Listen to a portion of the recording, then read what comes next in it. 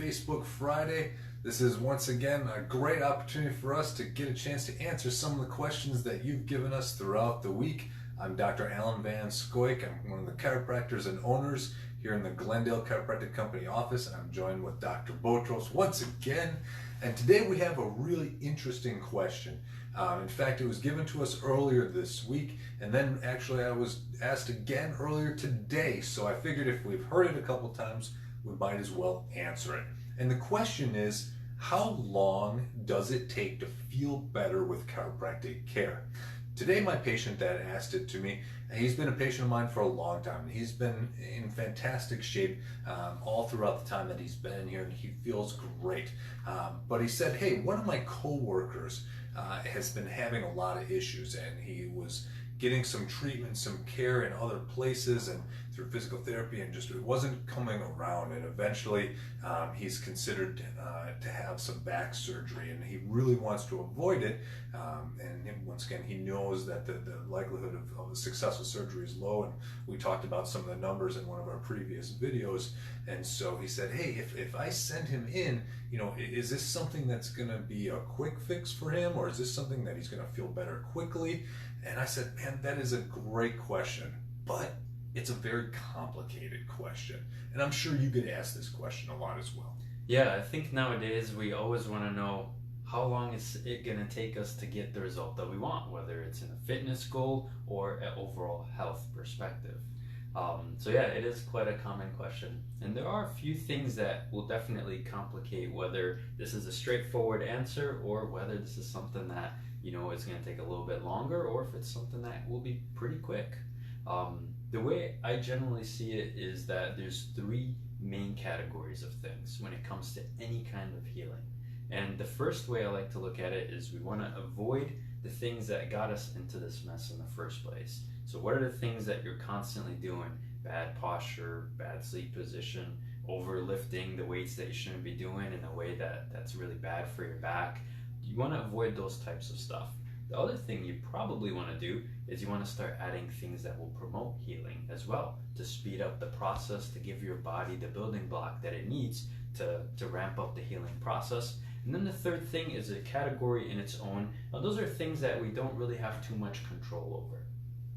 So, and I use this a lot in my practice as well. You know, a patient comes in, he's got a headache, and you know, he comes in, he gets adjusted. Oh, he feels fantastic, and he leaves, and he goes home, and he bangs his head against the wall, and he comes back the next day. He's like, Doc, I've got a headache again. Well, you know, of course, yeah, you're banging your head against the wall. It's going to give you some headaches, and no matter how great a chiropractor I am, unless you stop banging your head against the wall, you're going to continue to get headaches. So we always want to avoid the situations that got us there in the first place.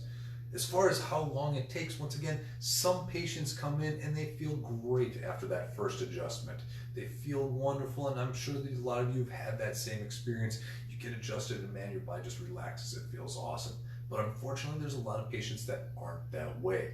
And a lot of times it will take a lot longer. And like I said, and like Dr. Botros said, some of these factors as to what you're doing on a daily basis really can influence how long it takes.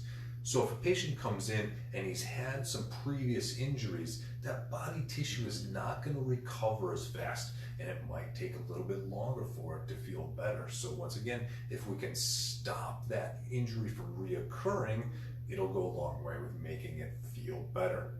Another thing that slows down is the type of injury itself. You know, if you come in and you have just a small injury, a lot of times that'll feel better pretty quickly.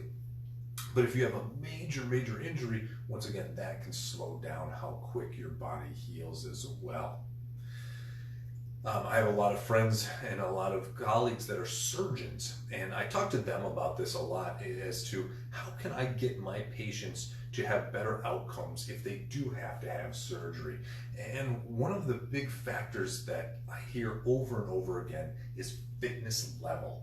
When a patient comes in and they have a great previous fitness level, their outcomes are so much better on the surgical table. Now, the nice thing is that correlates with us as well.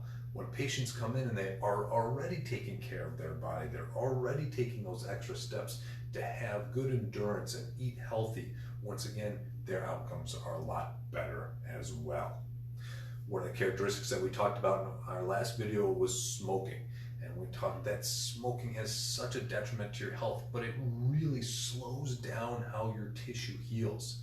That lack of oxygen in your body, once again, also really slows down how your body's going to function and make it feel better. So we really work hard with our patients to let them know, hey, smoking is really going to slow this process down.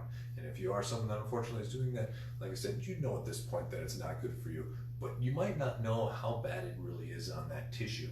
And so if we can move away from that, our process here is going to be a lot easier. Go ahead. I was going to say that a lot of times when we think of the negative effects of smoking, we think about how it hurts our hearts, our lungs, things like that. But what might be kind of surprising, and it certainly was surprising for me, is I was seeing that people who smoke actually have more and accelerated degenerative process in their discs and in their joints. And that's something that people generally don't talk about. We can look at a set of x-ray for your age and considering the lifestyle that you have, and we should be seeing that things should be pretty normal. And what I'm seeing time after time with those who are smokers, that for their age, their joints are degenerating because they're being deprived of that essential oxygen, and those joints are shrinking, causing arthritis and degeneration. Now, that might not necessarily be as life-threatening as a heart attack, but it will surely affect your quality of life. Absolutely, and when we want to feel better, that's going to slow that process down. A disc has a very bad blood supply, which means it doesn't get much oxygen, and so when you're not getting oxygen through normal breathing, you're replacing it with the stuff that you're taking in through smoking. It really affects that disc and causes it to break down quicker. So once again, if you want to feel better faster, avoid that activity. And the same thing goes for alcohol. A lot of times we've seen studies that show that alcohol also reduces your ability to recover quickly. And we see that it can be a pro-inflammatory in many circumstances, which also increases that time frame to feel better. There's other things that go along with that as far as comorbidities are concerned.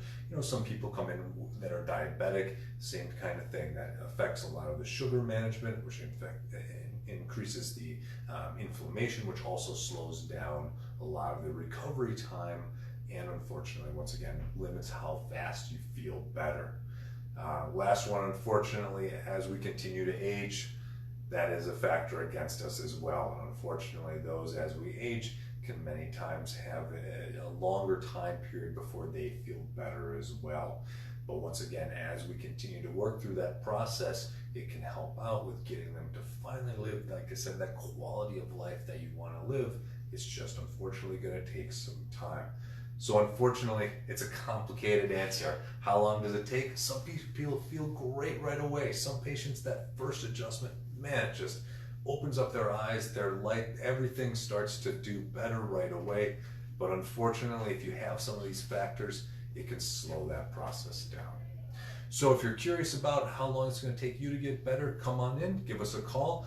You can stop by our website and make an appointment to see any of the doctors in the chiropractic company or us here at Glendale. Or you can give us a call at 414-332-0859, and we'll be happy to get you in to check to see if we can get you better. Otherwise, this is it for today for our Facebook Friday. Look forward to seeing you next week. However, we might be doing a Facebook Thursday next week because unfortunately the office here in Glendale is closed for the 4th of July celebration. So if you want us to do a Facebook Thursday, good chance that we'll be able to do it for you. Otherwise, take care of yourself till that time.